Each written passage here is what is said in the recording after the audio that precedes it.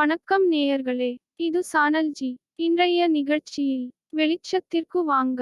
பால ஜோதிடம் இதழில் வெளிவந்த தொடர் பதிவுகளில் இருந்து வரும் தொடர் நிகழ்ச்சி.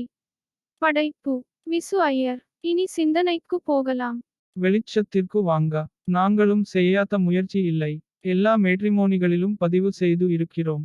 எங்கள் ஜாதி சங்க இடங்களில் கூட பதிந்து வைத்து இருக்கிறோம். ஆனால் பாருங்க, எங்க பிள்ளைக்கு பெண் கிடைக்கவில்லை, அல்லது பெண்ணிற்கு வரன் கிடைக்கவில்லை என்று வருந்தி புலம்புபவர்கள் இருக்கத்தான் செய்கிறார்கள். நாங்கள் ஜாதி விவரம் கூட பார்ப்பதில்லை. எந்த ஜாதி மதமானாலும் பரவாயில்லை என்று திறந்த மனதுடன் இருக்கிறோம். எங்கள் பிள்ளைகளுக்கு திருமணம் ஆகவில்லை, அல்லது இத்தனை ஆண்டுகளுக்கு பிறகும் குழந்தை பாக்கியம் கிடைக்க பெறவில்லை என்று சொல்பவர்கள் இப்பவும் இருக்கத்தான் செய்கிறார்கள். என்னமோ போங்க சார், நான் போறதுக்குள்ள இந்த பேர பிள்ளைகளுக்கு ஒரு கல்யாணத்தை கட்டி பார்க்கணும்னு நினைக்கிறேன். ஆனால் பாருங்க, ஒன்றும் குதிரவில்லை என தனது ஆதங்கத்தை சொல்லி புலம்பும் பெரிசுகளும் இருக்கத்தான் செய்கிறது. சரி, உண்மையிலேயே என்ன தான் பிரச்சனை, ஏன் இவர்களுக்கு திருமணம் ஆகவில்லை என்று கவுன்சிலிங் செய்தால் கூட பொதுவாக காரணத்தை சொல்லிவிட முடிவதில்லை என்பது தான் அனுபவ உண்மை. இவர்களுக்கு சோதிட ரீதியாக சில சிந்தனைகளை சொல்லலாம். அதை சொல்வதற்கு தான் இந்த வார சிந்தனை. தோஷங்கள், சாபங்கள் என சோதிட ரீதியாக சொல்லும் சில வழிமுறைகளில் சாங்கியம் செய்தல், பரிகாரம் செய்தல் போன்ற வழிபாட்டு முறைகள் இருந்தாலும் சோதிட ரீதியாக சில விவரங்களை தெரிந்து கொண்டால் நமக்கு சிந்தனை தெளிவாகும் இல்லையா? இதில் சர்ப்ப தோஷம் அல்லது நாக தோஷம், சர்ப்ப சாபம் போன்றவை தான் மனம் கூடாத நிலைக்கு காரணமாக அமைந்து விடுகிறது. அதுவும் கால சர்ப்ப தோஷம் என்று வேறு சொல்லுவார்கள் என்று சொல்ல வருகிறீர்கள் புரிகிறது. சோதிடத்தில் ராகு கேது என்ற கிரகங்களை சர்ப்பமாக உருவகித்து நமக்கு காட்டி இருப்பார்கள். நிழல் கிரகம், சாயா கிரகம் என்று அவரவர்கள் பழகி வளர்ந்த வழக்கப்படி அவைகளை சொல்லுவார்கள். ஒரு சிலர் இந்த நிழல் கிரகத்தை பொருட்டாகவே கருதாமல் மற்ற கிரகங்களை வைத்து பலன் சொல்லுவார்கள். வேறு சிலர் சர்ப்ப கிரகங்களை மட்டுமே வைத்துக் கொண்டு ஜாதகத்தை பார்த்து சோதிட பலன் சொல்லுவார்கள்.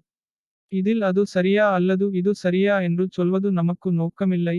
எனினும் இந்த சிந்தனையில் சொல்ல வந்தது என்ன என்றால், இவை நமது நடைமுறை வாழ்க்கையில் எப்படி நம்மை ஆள்கின்றது என்பதை தெரிந்து கொள்வதற்கே அன்றி வேறு இல்லை. திருமண தடை, சந்ததி விருத்தி அடையாமை, தொழில் முன்னேற்றம் இல்லாமை, வாழ்வில் வளர்ச்சி இல்லாமை, உழைப்புக்கு ஏற்ற ஊதியம் கிடைக்க பெறாமை, நம்முடைய முயற்சிக்கு இன்னொருவர் எதுவுமே செய்யாமல் பெயர் வாங்கி கொண்டு போவது என ஒவ்வொரு கட்டத்திலும் ஏற்படும் தடைக்கும் ஒவ்வொரு அசைவிற்கும் இந்த சர்ப்ப கிரக நிலைகளே முன்னிலை வகிக்கிறது. அதுவும் கடந்த ஆண்டு நடைபெற்ற சர்ப்ப கிரக பெயர்ச்சியில் தொடங்கி இன்று வரை அதிக துன்பங்களில் அனுபவங்களை பெற்றுக்கொண்டு இருப்பவர்கள் கடக ராசி, இலக்கின அன்பர்கள்தான். இதை படித்துக் கொண்டு இருக்கும் கடக ராசி, இலக்கின அன்பர்கள் கண்களில் நீர் கசியா, ஆமாம் என்று நிச்சயமாக சொல்லுவார்கள். அதிலும் கால சர்ப்ப தோஷம் என்று சொல்லுவார்கள் பாருங்கள் என்று தொடங்கினால் பலருக்கு தலையே சுற்றும். சரி, எதுவாக வேண்டுமானாலும் இருக்கட்டும், இந்த சர்ப்ப தோஷம் அல்லது சர்ப்ப சாந்தி பற்றி சொல்லுங்கள் என்று நீங்கள் கேட்க வரும் உங்கள் ஆர்வம் புரிகிறது. அதற்காக தான் இந்த சிந்தனை. சர்ப்ப தோஷம் என தொடங்கினால் பொதுவாக காளஹஸ்தி, திருநாகேஸ்வரம் போன்ற திருத்தலங்களை சொல்லுவார்கள். சர்ப்ப கிரக நிலைகளை கொண்டு அதற்கான திருத்தல வழிபாட்டு முறையை செய்தால் அன்றி பூரண பலன் கிடைக்க வாய்ப்பு இல்லை என்பது தான் அவரவர் அனுபவ உண்மையாக இருக்கும். இதில் குறிப்பாக சில விஷயங்களை சொல்கிறோம், குறித்துக் கொள்ளுங்கள். ராகு கேது என்ற கிரகத்திற்குள் மற்ற கிரக அமைப்பு இருந்தால் சர்ப்ப நிலைகளுக்கு ஏற்ப அதனை கால சர்ப்ப தோஷம் என்று சொல்லும் முறையும் உண்டு. அதிலும் 6 வகை தோஷம் உண்டு, 12 வகை சாபம் உண்டு. அதிலும் கொடி பிடித்து செல்லும் கிரகம் ராகுவா, கேத்துவா என்பதை ஒட்டி சொல்லும் முறையும் உண்டு. மற்ற கிரகங்கள் வலவோட்டாக கிளாக்வைஸ் செல்லும் போது, சர்ப்ப கிரகங்கள் மட்டும் எதிர் திசையில் ஆன்டி கிளாக்வைஸ் செல்லும் என்பதை தெரிந்து கொள்ளும் போதே இந்த கிரக பாதிப்புகளை நம்மால் புரிந்து கொள்ள முடியும் இல்லையா? குடும்பத்தில் வளமும் அதிர்ஷ்டமும் பெருகிட, நீர்வளம், நீடித்த ஆயுள், நிறைந்த செல்வம் ஆகியவற்றை தரும் தெய்வ வழிபாடு நாக வழிபாடு தான். சிலருக்கு குல தெய்வமே நாகமாக இருக்கும். சிலர் குடும்ப சூழல் காரணமாக இதனை மறந்து வேறு ஒரு தெய்வத்தை வணங்கி கொண்டு இருப்பார்கள். இவர்களுக்கு சர்ப்ப சாபம் ஏற்பட்டு பல தடைகள் வந்து கொண்டு இருப்பதை அனுபவத்தில் அவரவர்கள் தெரிந்து இருப்பார்கள். முயற்சியில் தடை என்றால் அங்கே முதலில் வந்து நிற்பது இந்த சர்ப்பங்கள் தான் என்பதை புரிந்து கொள்ளுங்கள். கிராமத்து பக்கங்களில் ஒரு நல்ல காரியம் பேசும் போது பாம்புகள் தென்பட்டால் அந்த செயலை இப்பவும் தொடர மாட்டார்கள் என்பது தான் அனுபவ உண்மை. ஆனால் பாருங்கள், பாம்புகளால் விவசாய நிலம் வளம் பெறுகிறது. பாம்புகளை வழிபடுவதால் தங்கள் குடும்பத்தில் செல்வவளம் பெருகி நிலைக்கும் என்று மக்களிடையே நம்பிக்கை நிலவுகிறது. அந்த நம்பிக்கையின் அடிப்படையில்தான் கோவில், குளக்கரை அல்லது அரச மரத்தடி போன்ற இடங்களில் பாம்பு வடிவம் செதுக்கப்பட்ட கற்கள் நடப்பட்டு வழிபாடுகள் நடத்தப்படுகின்றன. நாகராஜாவை தெய்வமாக வழிபடும் வழக்கம் காலம் காலமாக தொடர்ந்து வந்துள்ளது. பஞ்சமி திதி அன்று நாக வழிபாடு என்பதால் தான் விவசாய நிலங்களை பஞ்சமி திதி அன்று உழவு செய்யக்கூடாது என்ற சம்பிரதாயமும் உண்டு. குறிப்பாக நாக பஞ்சமி அன்று குடும்ப வளர்ச்சி கருதி செய்யவே கூடாது என்பது தான் இந்துக்களின் வழிபாட்டு முறை. ஆடிமாத வளர்பிறை பஞ்சமி தான் நாக பஞ்சமி என்பதை நம்மில் பலர் அறிந்து இருக்கலாம்.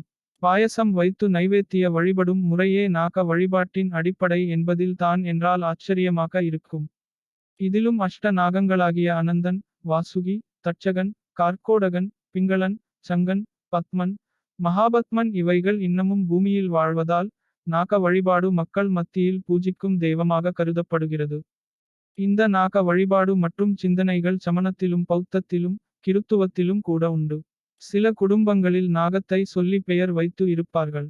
நாகா ராஜன், நாகா லட்சுமி, நாகா நாதன், நாகா சௌந்தரம், நாகா சுப்பிரமணியன் என்பது போல. காஞ்சிபுரத்தில் உள்ள முருக பெருமான் கோவிலில் நாக சுப்பிரமணிய சன்னதியே உண்டு என்றால் வியப்பாக தான் இருக்கும். இந்த திருக்கோவிலில் நவ கிரகங்கள் அனைத்தும் சூரியனுக்கு பின்புறத்தை காட்டியபடி, அதாவது நம்மை பார்த்தபடி இருக்கும். இது வேறு எந்த கோவிலிலும் இல்லாத ஒரு அம்சம் என்பதை இந்த சர்ப்ப கிரக சிந்தனையில் சேர்த்துக் கொள்வது அவசியம். அறிவியல் ரீதியாக சொல்ல வேண்டும் என்றால், சுமார் 3600க்கும் மேற்பட்ட பாம்புகள் உள்ள இந்த உலகில், முட்டையிட்டு மட்டுமல்ல, குட்டி போட்டும் இனப்பெருக்கம் செய்வது இந்த பாம்பு இனம் மட்டுமே என்பதை தெரிந்து கொள்ளுங்கள். பாம்புகளை பற்றி இவ்வளவு விஷயம் இருக்குதா? இதை எப்படி சோதிடத்தில் என்று யோசிக்கிறீர்கள்? புரிகிறது. இதன் தொடர்ச்சியை அடுத்த வார சிந்தனையில் தொடர்வோம். நல்லதே நினைப்போம், நல்லதே நடக்கும்.